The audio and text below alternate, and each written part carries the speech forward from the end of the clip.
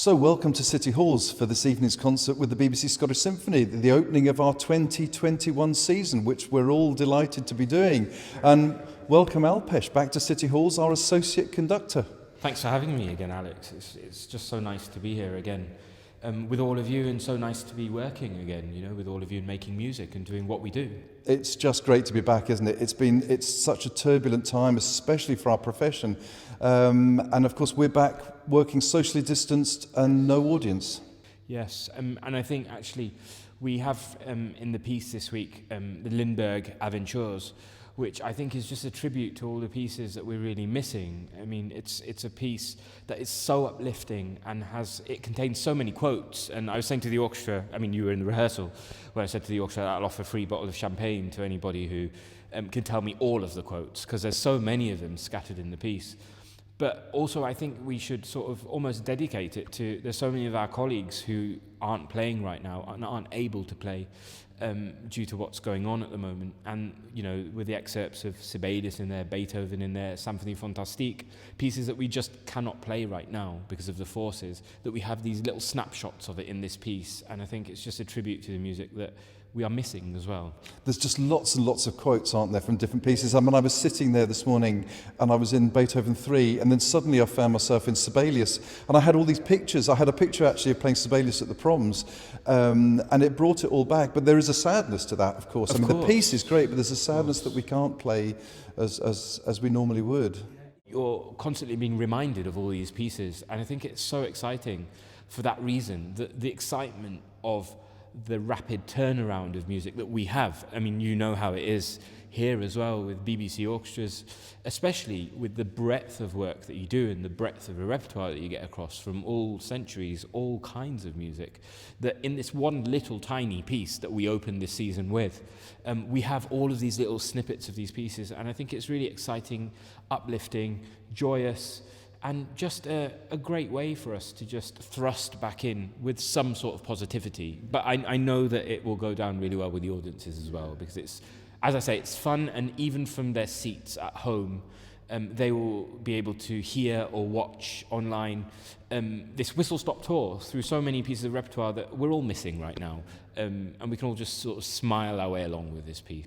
Yeah, so two of the other pieces, we've got Mendelssohn Reformation Symphony, Symphony No. 5, which I have to say is a symphony orchestra. We don't play that often, but we've also got Prokofiev's Classical Symphony, which is one of my all-time favourite pieces. And it's, again, Prokofiev Classical, we all know the symphony, but actually it doesn't come up that often, especially in symphony orchestras. It's a great little piece to put in, but similar to pieces such as the Rococo Variations, it's in that sort of length of piece, which is a little bit difficult to program, because it's that sort of 15-20 minute chunk, which is always a bit tricky to put into a program, especially because it's really difficult as well. If you've got a concerto and a symphony to focus your energy on, it's a really naughty little piece, but great fun. It goes past at a rate of knots. Yes. Which, of course, you started it, started at a cracking tempo, and of course it didn't fall apart, but we are so socially distanced. The back of the trumpets and horns, and we've got the timps in the middle of the orchestra. You'll see it when you see it on the screen, but it's very difficult, wasn't it, to get the ensemble apt, because it needs to be pinpoint. It really does.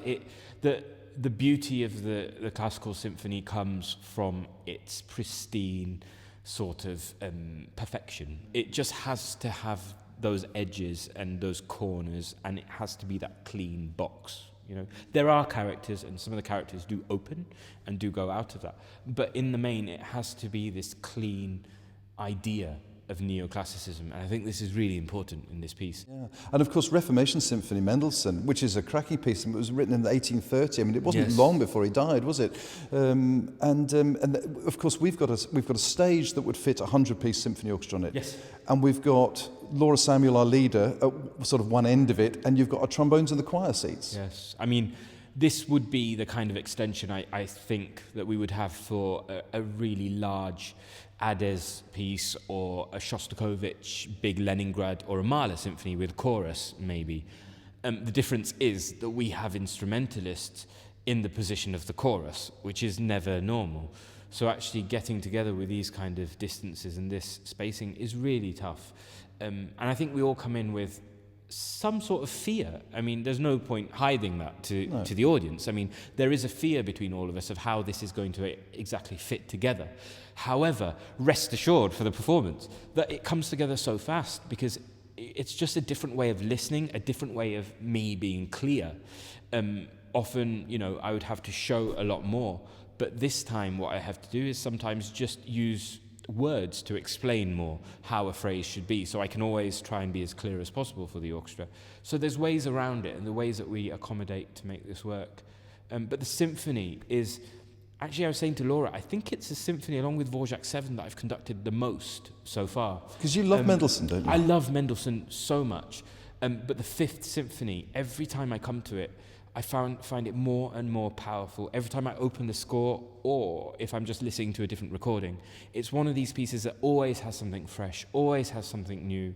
The slow movement has this beautiful adagio, which is so operatic. I mean, the violins take the soprano role, and you have to treat it like that. If you treat it like an orchestral melody, it doesn't work. But if you treat it like that soprano dramatic line, it takes on a completely different character. It's a hugely uplifting symphony as well, which I think, again, just fits this program really well. From the Proms performance that we last did together, which was quite a sad, depressing program, dark music with the George Walker and the Metamorphosen, to this, which is just diametrically the opposite end of the universe. We've got to something really uplifting, the Fanfare, which immediately takes you somewhere else. Then we have the symphony, again with such energy, such vigor. The Lindberg as well, which again has so much life and so much character and so many different things as we described before as well. So it's just really, I think, just a fun, exciting, lively way to start the SSO season. Absolutely. It's just great to have you back. And of course, the other thing that will add to the excitement is we're live on Radio 3. It's live streamed on the orchestra's website. We feel very privileged and very fortunate to be having a season and being able to open a season. Yes. And God willing, all the profession will be back at work. And we've got lots of concerts between now and Christmas.